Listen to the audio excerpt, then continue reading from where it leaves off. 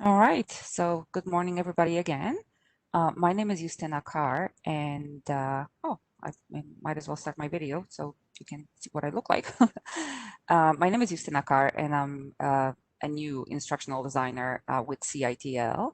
I only started last November, and I have been affiliated with MUN for most of my career. I taught in the English as a second language department for 13 years, and it's only recently that I moved to instructional design. And most of my teaching was focused on academic reading and writing, also some conversation in other fields as well. But yes, my background is in education. And Sarah, I'm going to let you introduce yourself as well. Hi there. Hi, everybody. So my name is Sarah Keene, and I am a learning technology coach with CITL. Like Justina mentioned earlier, it's a brand new program that started during the fall semester, and we're available to have consultations for any instructors that need any assistance with Brightspace. And so we're fully trained to assist with any sort of questions or concerns or help you figure out how to do whatever you would like to do with your Brightspace courses. I'm a graduate student in the Master of Arts program studying archaeology, and I'm expected to finish this semester, so that's pretty exciting. Wonderful. Okay, Yeah. the floor is yours, Sarah. Perfect. Okay. So I thought I would briefly outline what rubrics are and then some of the benefits for students and benefits for instructors, and then go over a couple of the different types of rubrics and then go through step by step how to set up a rubric and how to associate it to a discussion post or an assignment or a gradebook item within the Brightspace shell itself. So here we go. So, what are rubrics? Rubrics are educational tools that facilitate grading students' work. Rubrics clearly outline the objectives or criteria for assigned work with levels of expectations outlined from the highest possible mark to the lowest mark. Rubrics provide quality definitions for objectives or defined levels of achievement. And so some of the benefits of using a rubric for students are that rubrics detail the quality of work needed to achieve the highest grade. Rubrics provide feedback to indicate what, if anything, a student may need to improve upon in order to achieve a higher grade. Rubrics also provide an avenue for students to communicate with instructors on how to do better in their course. And rubrics encourage critical thinking skills and can inspire students for better performance. And some benefits for instructors. Rubrics allow for more accurate, unbiased, and consistent grading, especially when scoring is completed by multiple people, such as teaching assistants. The instructors can provide feedback on specific objectives, such as writing skills, grammar, or even strength of an argument.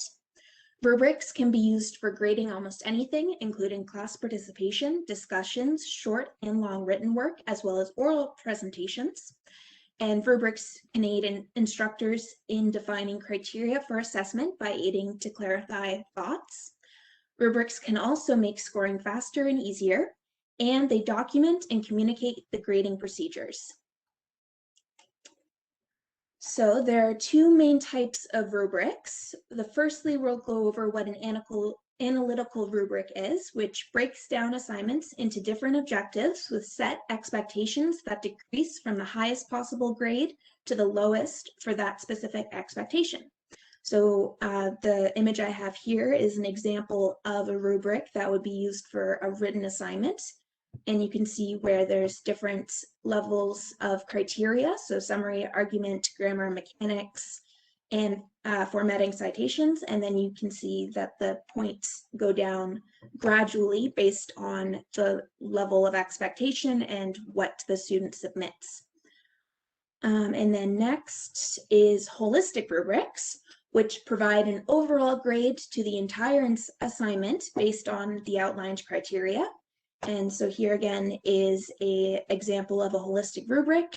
And as you can see, it has basically all the same components of the last rubric, except instead of it being broken down into individual criteria with set point values, there's a percentage for each level, and it incorporates all of the different criteria for to be able to achieve that grade. So then I'll go over a couple of the pros and cons of using an analytical rubric versus a holistic rubric.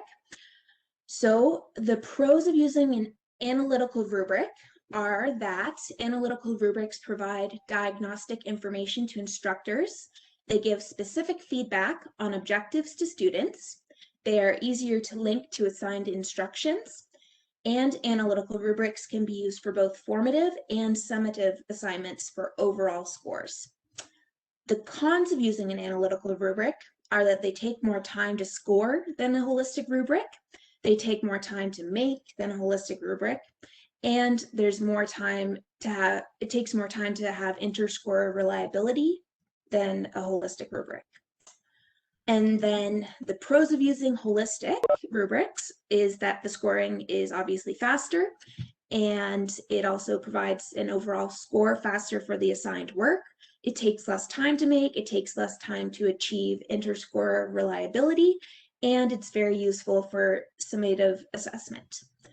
And the cons for a holistic rubric are that a single overall grade prevents direct feedback on specific criteria, and they're not very useful for formative assessments.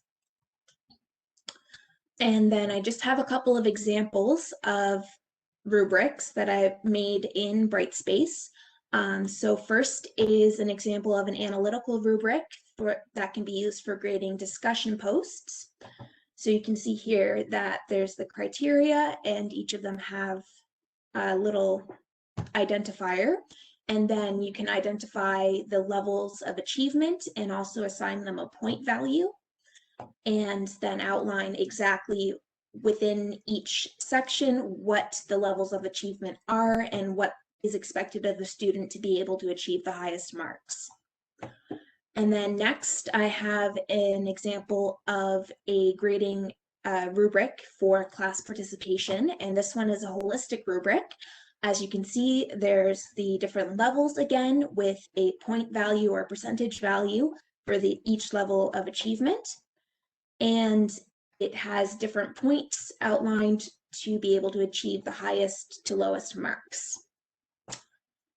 Okay, and so now I'm going to go over exactly how to create a rubric within the Brightspace course shells.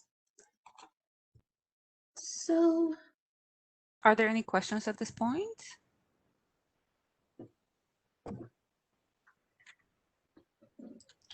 I'm At any just wondering. point, yes, sorry, go ahead. No, go ahead. Sorry. I'm just wondering if these are going to be made available, if you're going to make the slides available after Yes. the program. Okay. Yeah, we can certainly send them to you, and I will also send you a link to the recording once it's generated. Okay, thank you. Sure. And at any point, if anybody does have a question, you feel free to jump in at a stopping point or put it in the chat, and we'll attend to it as soon as well, there's a the right moment comes. So yeah, sorry guys. don't You can hesitate. definitely ask any questions at any time. I'm very open to that. That was my same question, was could we have access to these actual rubrics after the presentation? Yes, absolutely. We will send this to you. Okay, so you'll have access to those.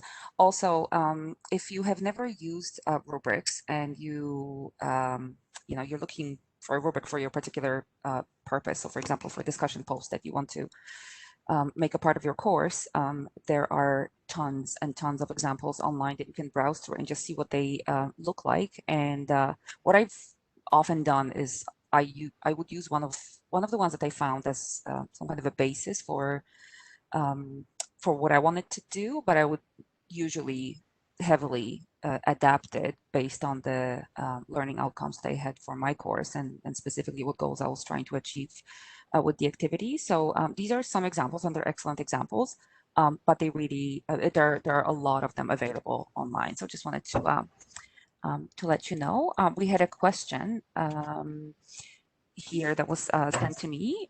What is inter-score reliability? Sarah, would you be able to address that? Yes. So in my experience as a teaching assistant, we used rubrics for grading discussion posts. And so the course itself had over 100 students.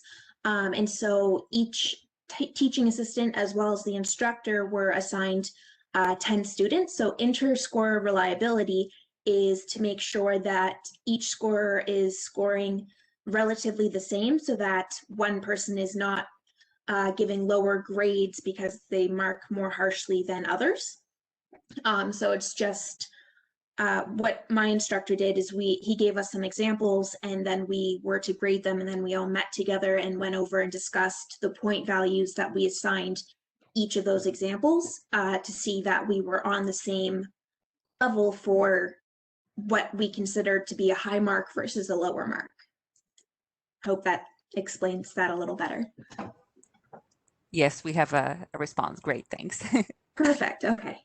So yeah, I'll start in on what you need to do in order to create a rubric within Brightspace, but I did want to mention that these rubrics that I created previously, I actually found it's a mixture of rubrics from when I was an undergraduate student that was used to mark my work, as well as some rubrics that I found online. And so it's really easy. You just need to go to Google and type in grading rubric for, and then enter what you're trying to mark, whether it be a discussion post, class participation, whatever. There's a lot of resources out there that provide examples of objectives as well as levels of achievement that can help guide what exactly you want to have within your own personal rubric.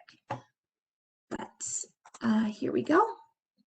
So you first of all go to the MUN Brightspace login page and go through your login setup and enter the course shell in which you want to add a rubric. And then from here, to create a rubric, what you need to do is go to the bar up here, go to Assessment, and click on Rubrics. And then to start a new rubric, there's the button there for that. You click on that and it'll bring you to the screen. You can give your rubric a title. So I'm going to just quickly put discussion post. And then you have the option for an analytical or a holistic rubric. And then you can also change the scoring points. So you can have no score. So if you want to just give them either just feedback as to what they've sent in as a piece of work, or you can like just more of a qualitative analysis instead of a quantitative analysis. And you can change the points to be custom. So the other thing to remember is up here, there's the status drop-down menu. So published would mean that all the things that you do within to set up your rubric would be automatically published, which then allows you to associate it with a discussion post, an assignment, or a gradebook item. But if you're not ready for that to be associated right away, you do have the option to archive it or to leave it as a draft. But it's really important to remember that you do have to select published before you're able to associate it with a piece of work that you want to assess. So for the analytical style of rubric, here you have the listed criterion on the sides, and you can edit that to be whatever you'd like it to be. So you could say mechanics and citations, or you can say argument, or any sort of objective that you want your students to attain by doing this work. And then you can change the levels titles to being excellent, needs work, average, or poor, or whatever you would like those levels to be named, or you can leave them to be level 4, level 3, level 2, level 1. And you can add criterion or levels to each layer. So To add a level, you just click on the plus side on this side or the plus side on this side. So I'll show you there now. So now you can see that there's 5 levels. And if I wanted to add a new criterion, you just click on add criterion down here. So then once you have the number of boxes that you want, you can start filling in the information. So for level 4, you can type in what your expectations are for the highest mark, and then subsequent levels down to the lowest mark. And you can also change the point value. So say you wanted all of your marks to be out of a certain number, then you can change these to being, say, 10, 8, 6, and so on. And say you have a point value that you want for a certain section. So say the argument or the formatting or whichever you'd like to use. Sorry, my voice is gravelly.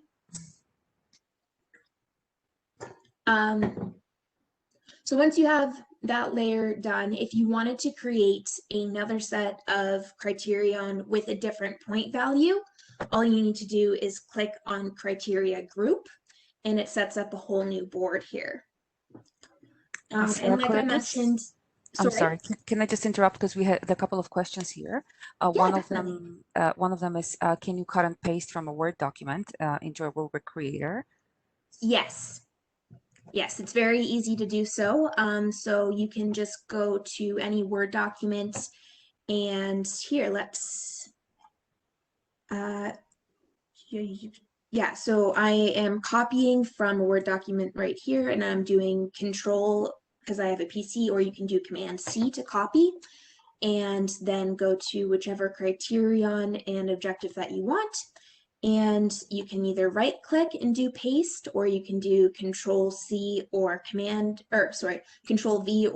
V to paste into the section. So if you already have a rubric set up in a Word document or Excel document or anything like that, it's very easy to copy and paste into there. Are there further questions? Linda, you had your hand up. I'm not sure if your question was answered or if you would like to ask it at this point. Well, that question was answered, but I've got another one now anyway, and this might be a little too far ahead. Can students see the rubrics before you do the grading? That's entirely up to you. So once you come all the way down to the options, that allows you to make the choice about visibility to students, or you can hide from students and include rubric feedback and overall feedback, or rubric is hidden from students until feedback is published. Okay, yeah, no, thank you. That's good. Good to know. Yeah, thanks. Yeah, there's lots of options.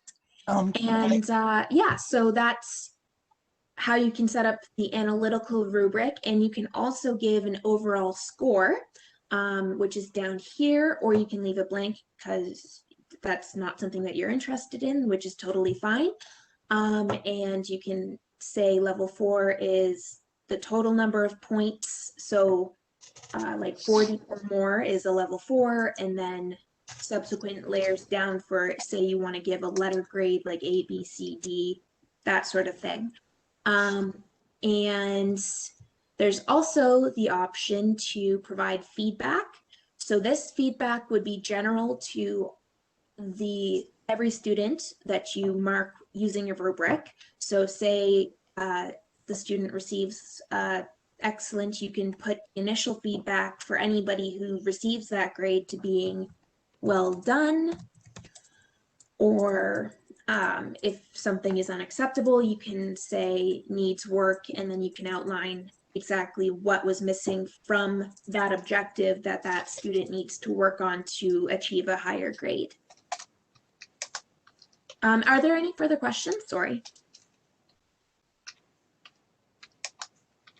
yeah, Okay. when you complete the rubric and publish it, it only goes to the student that you're actually grading, does it? That depends on what you choose for the options here. So if you want the students to be able to see it, so a lot of students find rubrics useful because it tells them exactly what is required of their assignment to be able to achieve the highest grade. But if you don't want them to see the rubric until it's time for the grades to come out, you can change the visibility to one of these other options. So if you don't want them to see it until that feedback, you can switch it to rubric is hidden from students till feedback is published. But that being said, if you do publish it for the students to see ahead of time, that will not show other students the grades of other students. Like, it's very privatized so that the student will only see the marks that they're given for that rubric of their own work, if that makes sense. So you could publish it so that everybody can see what you're basing it on, but then when you actually fill it in for a particular student, only that student sees that feedback? Exactly. Perfect. Yeah. Yeah. Okay, and any other questions? I have a question. Okay. So in your rubric, say, for example, I'm thinking about a paper where you may have an introduction is 5 points, your materials and methods might be 10, your discussion maybe 25. So when you're doing that, it's the add criterion group. Is that correct when you want to separate that? Exactly, yes. Okay, perfect. Thank you. No problem. And if that is what you're doing and you don't want to have multiple criterion for each level, you can also delete a criterion level as well. Awesome, thank you. Perfect. So if your discussion post, if you were doing a discussion post and then 2 replies to other students, you could make the discussion post worth a higher percentage than their replies to other students? Exactly, yeah. And so you that can would have be, this first section here as their original post, yeah, and then have a different point level here. So say like 5, 4, 3, 2, 1, and to have that for their response, okay. if that makes any sense. Yep, makes Okay, perfect perfect. sense. Any other questions?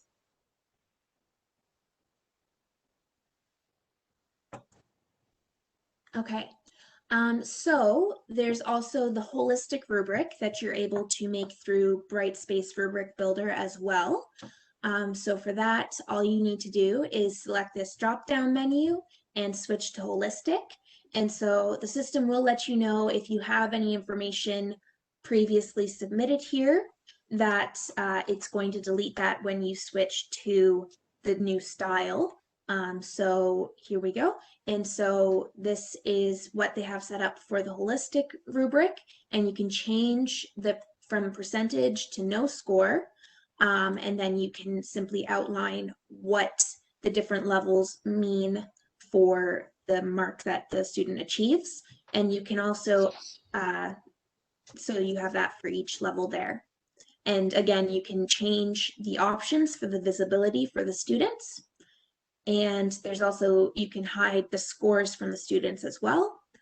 And that's all of the options that you have available there through the options menu. So next I was going to show how you associate a finished rubric to a discussion post or an assignment. It's the same process. Before I move on to that, are there any further questions about the setup?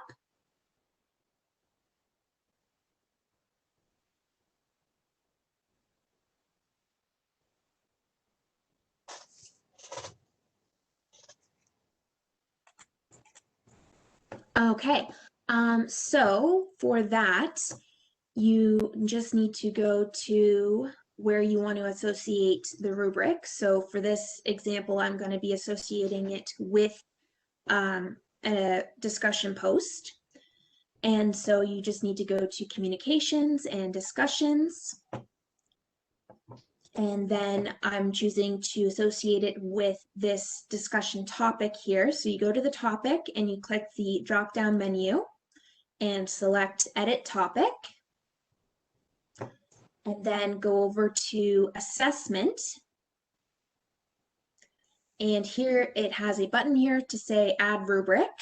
So you just click that, and then you can go through and select which rubric that you've previously created to associate with the assigned work.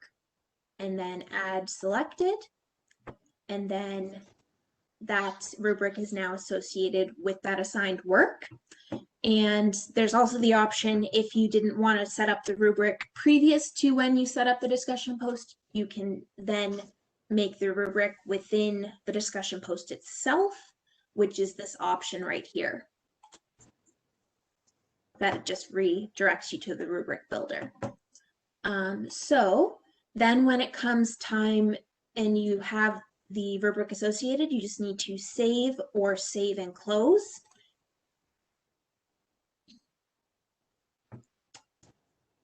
And then you have the option to use the rubric to grade the discussion post. So for that, you have a couple of options. So there you can click the drop-down menu and go to Assess Topic.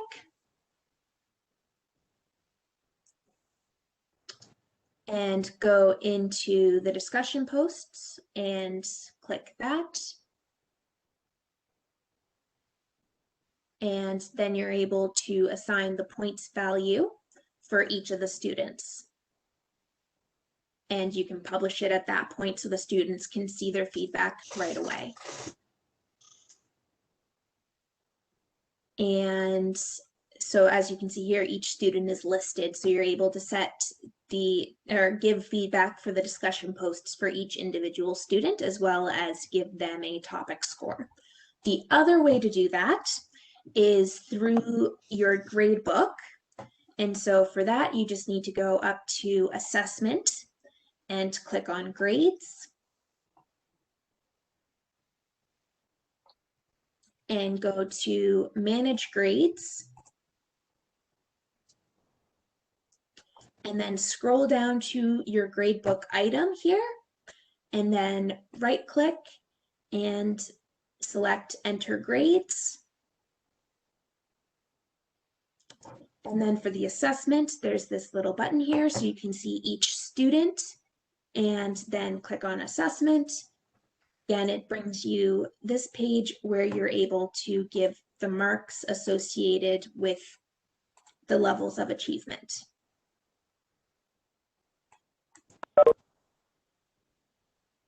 So there we go. And does anybody have any questions at this point? There are other, Go ahead. I'm sorry, there are a couple of questions that came in the chat. Just wanted to point out that if you would like for everybody to see your question, which is not necessary because I'm going to read it out anyway, you can select from the drop-down menu, you can select everyone as the recipient of the question. But the two questions that came are, can you clarify the purpose of the holistic rubric? Yes, so it's similar to the analytical rubric where you're able to grade a student's assigned work based on outlined criteria for each level of achievement. But instead of breaking it down into each individual mark, here, I'll show this at the same time.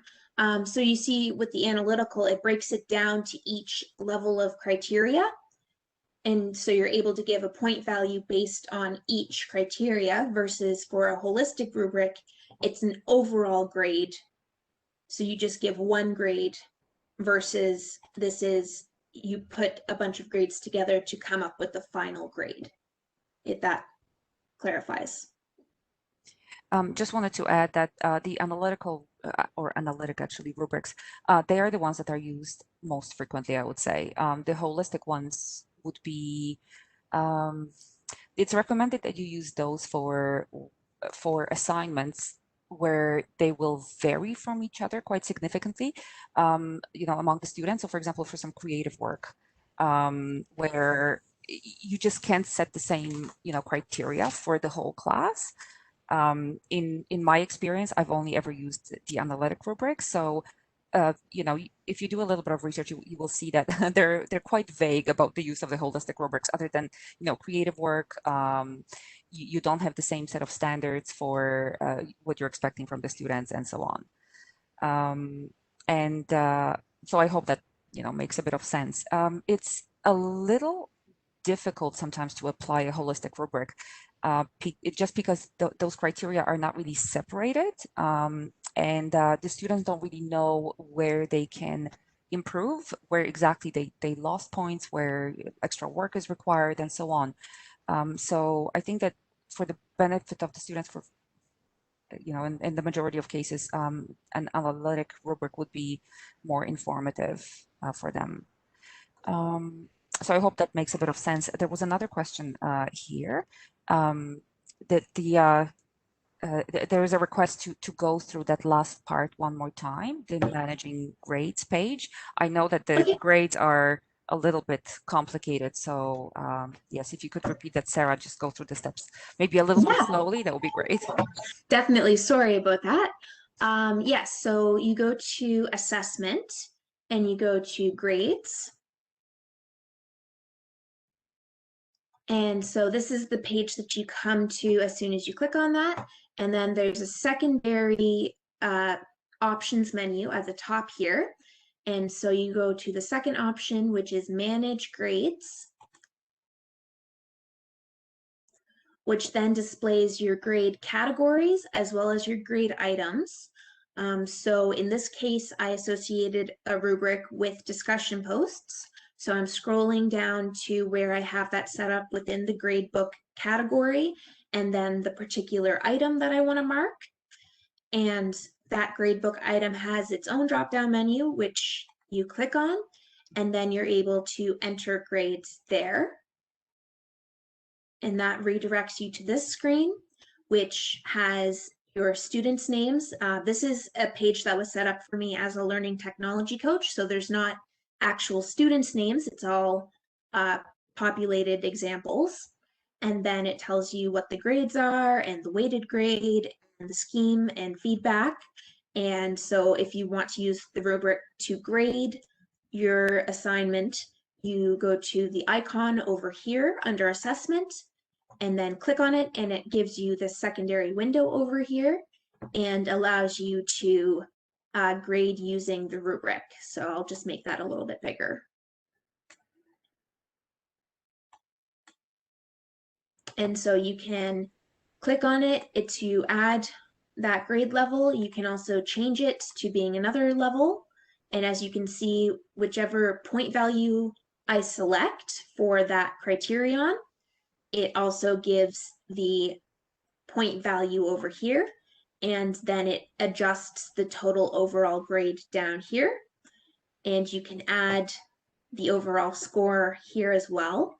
And you can add feedback to each of the different levels and options here. So you just click on this button that says add feedback, and you can enter whichever sort of information that you'd like.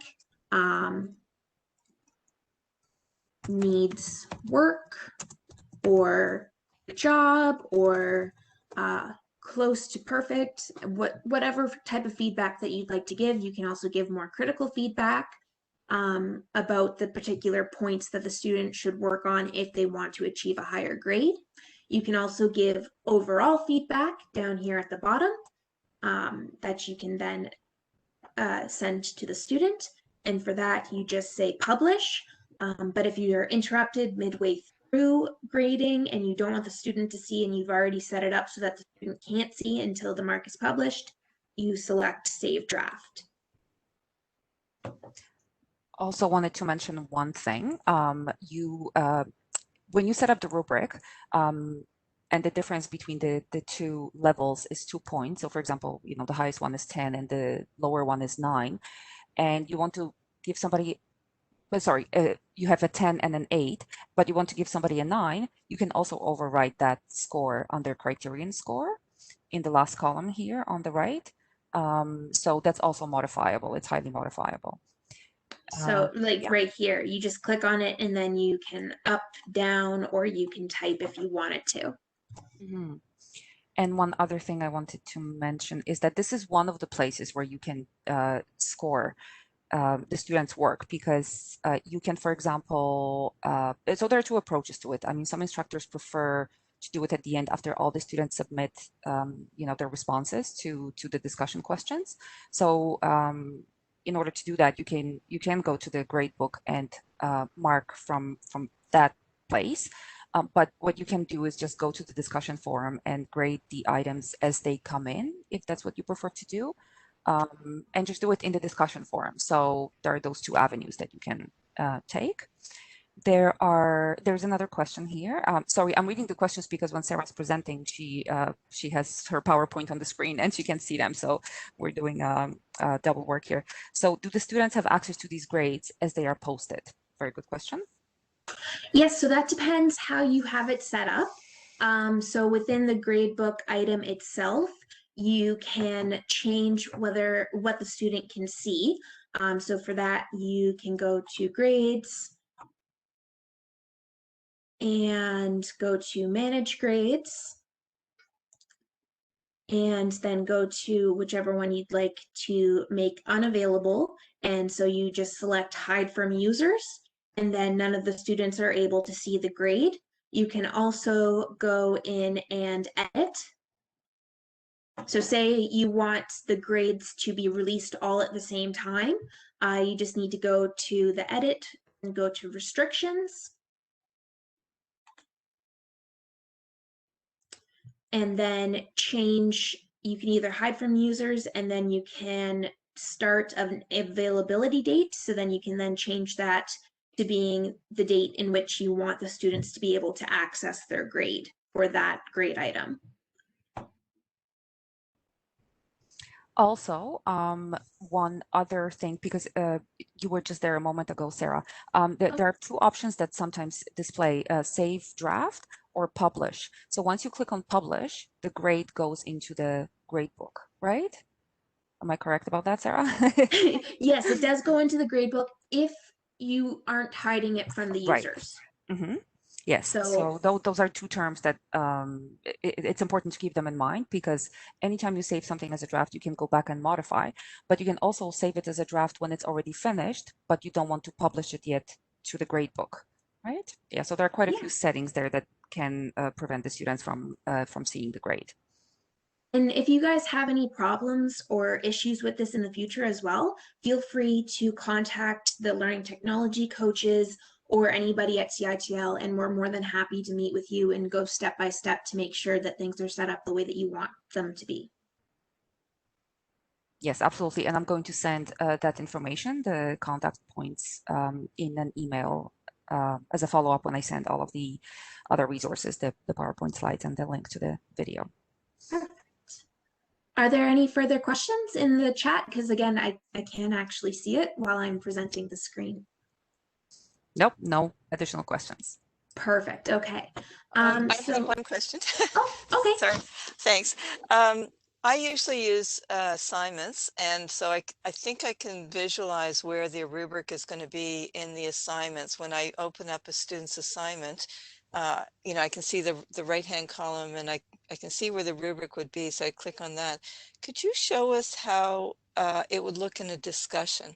Like if I was marking a discussion post, where's the rubric and how do I fill it out, like while I'm in that discussion post? Yeah, You know what I so mean?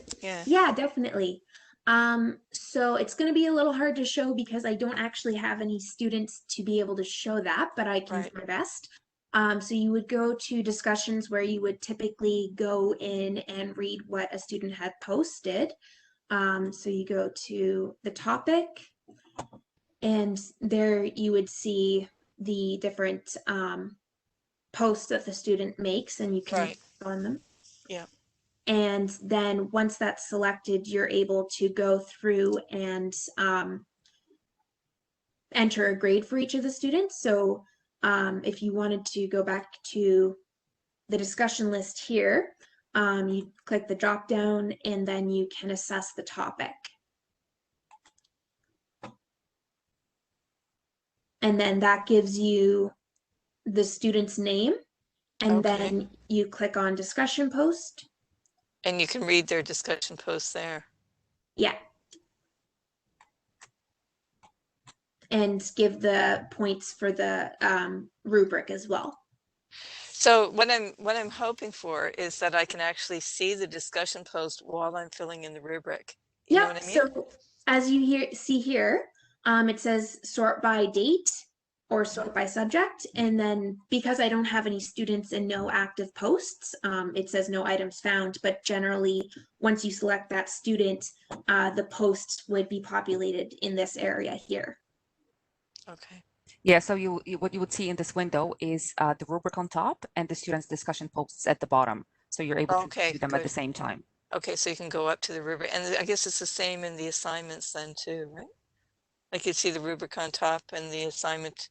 Usually in the assignments, I see the assignment on the left-hand side, and then there's a little feedback space, and I just copy and paste my own rubrics into that feedback space. But if I have a rubric already made and associated with it, it would come out on that right-hand side? Yes. Okay. Yeah, it will pop up somewhere.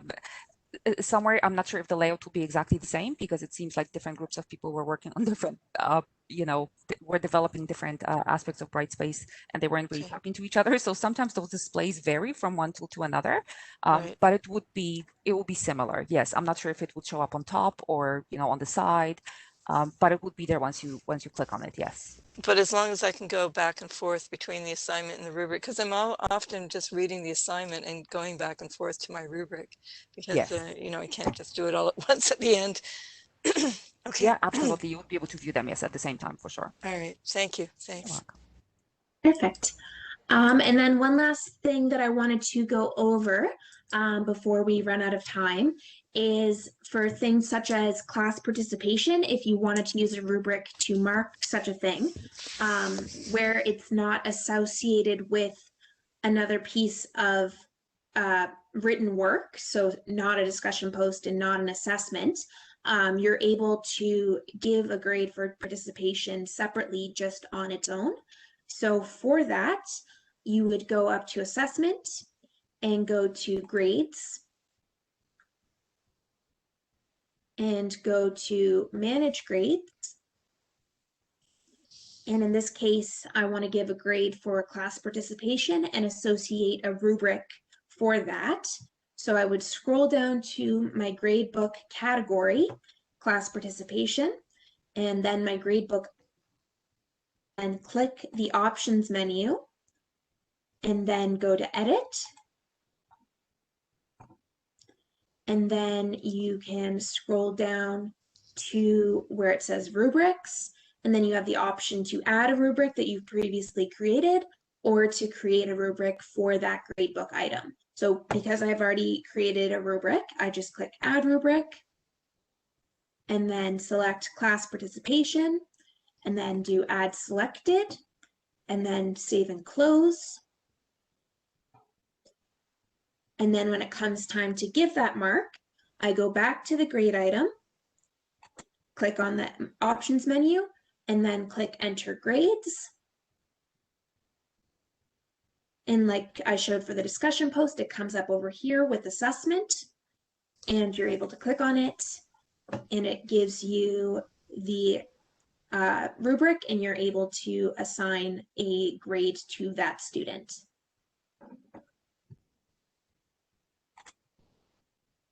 Are there any more questions?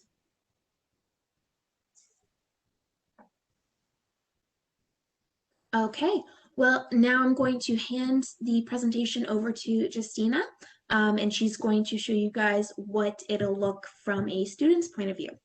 Thank you guys for listening, and if you have any more questions, feel free to email me at any time. Great, thank you very much, Sarah. There actually is one question, sorry. Can rubrics be copied across courses?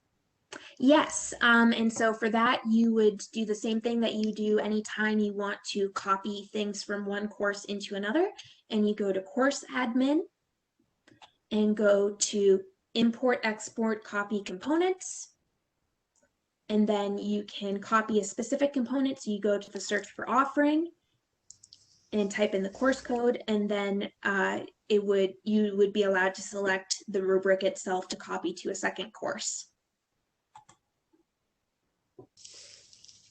Thank you. Perfect. I learned, I don't know if you can hear me. I learned how to do that just the other day. And one of the things that I got caught up on when you're copying the components is there's a select component button at the bottom there instead of copy all components. So you want to make sure that you click on that so that you're just Yes. copying the one thing instead of the whole course. Yeah. Yes, it's very important if you only want to copy the one thing to make sure that that box is selected. Yeah, it took me a long time to figure that out. I'm embarrassed to say. That's okay. I only recently learned that that this was even an option. So but it's a very handy tool and option to be able to do something like that.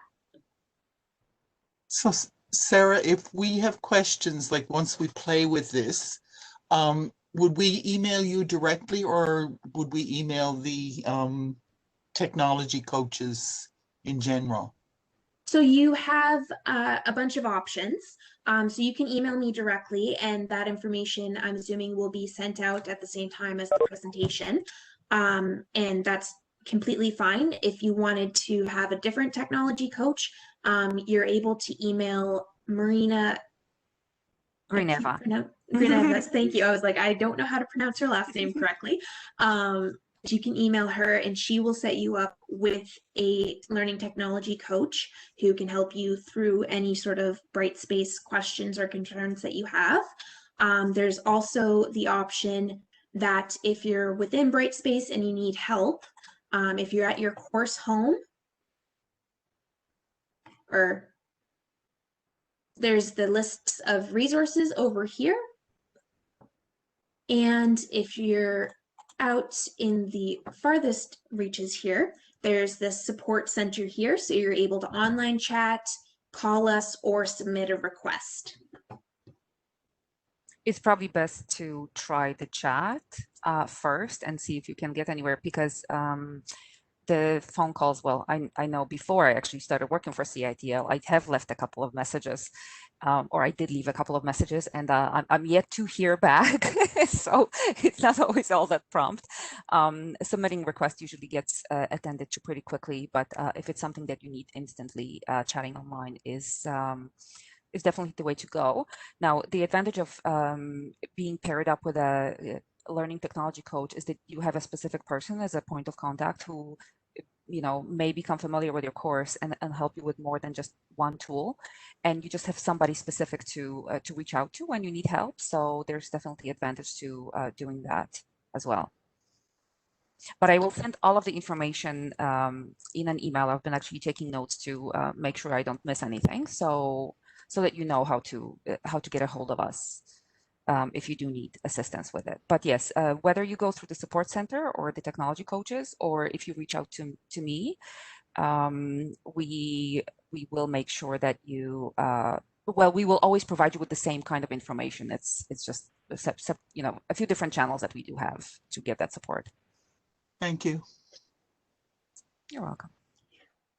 So I'm going to stop sharing now and let Justina take over and show you guys exactly what it looks like for students. All right. Thank you very much, Sarah. Thank you. Going to make myself the presenter now. There's not actually a whole lot left. Obviously, Sarah did the bulk of the work here. Okay. But I am going to share my screen with you, and I'll just very quickly show you what the students would see on their end. Okay. All right. So I had to open an incognito window here in order to log in as a student as well. Okay. Sorry, I'm actually not sharing the right thing because I think you may be able to see the little box that's covering up other things. So just, sorry, I'll fix that up. Okay, browser. Okay. All right, can you see my the course of demos, Justinakar, on top? Because I have two browsers open and I'm not sure which one is sharing. The screen is just gray at the moment. Okay, all right. Well, maybe this is not going to work. I apologize. I had to open an Chrome, which I don't use at all, but I wanted to be able to access the course both as a student and as an instructor, and I don't think it's really working very well. So in any case, let's just share my screen. All right. Can you see it now? Yes. Okay, perfect. All right, so here I'm logged in as a demo student, and when I go in, I know that there's a discussion post that is due. So I would go to communication and open the discussion.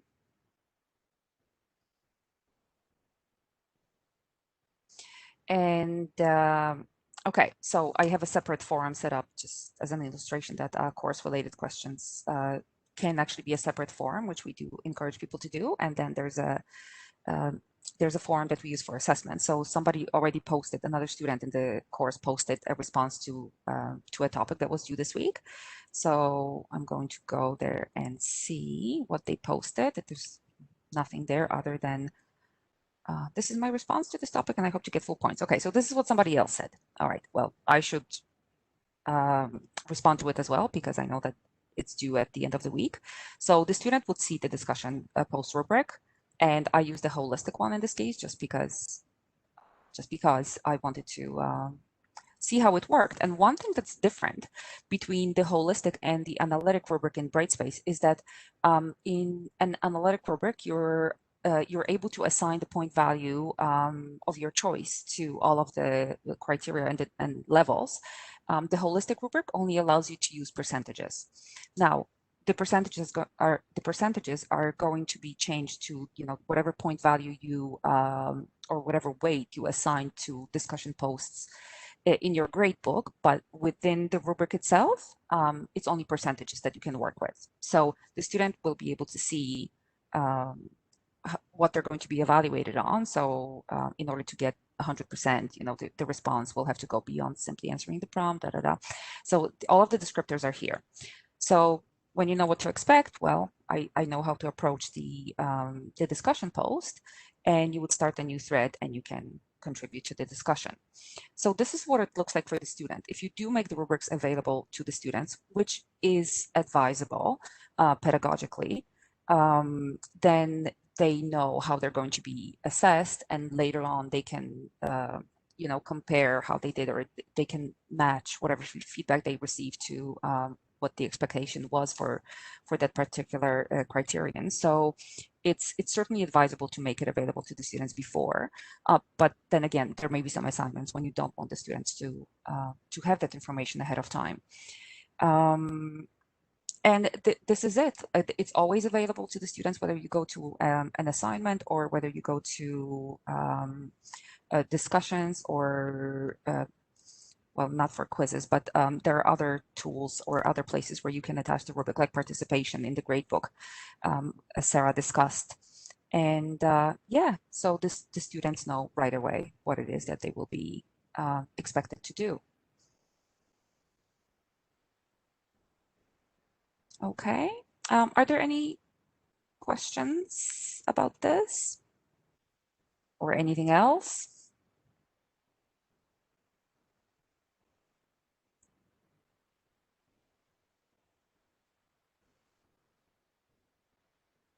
Just as a final comment, I do want to mention that colleagues of mine who have used rubrics, they always said use rubrics in Brightspace, because I have used rubrics before, but not within Brightspace. It's something that as a instructor of academic writing, I used on a regular basis.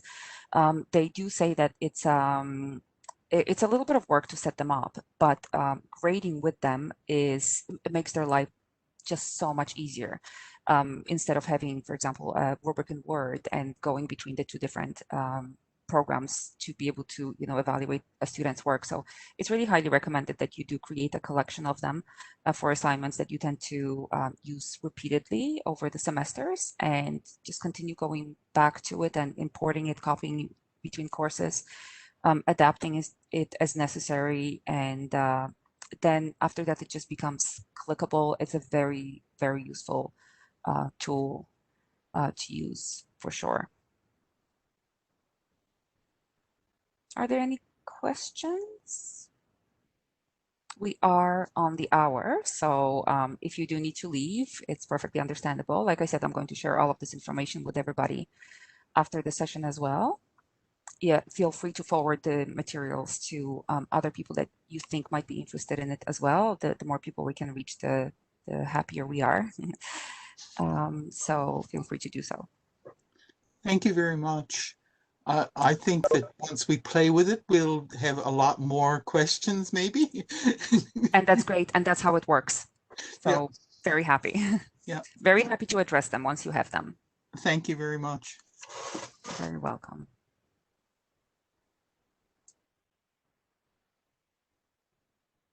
Thank you, everybody, for attending and for your questions. Yes, thank you. Well. It was really good. Thank you. And Sarah, thank you.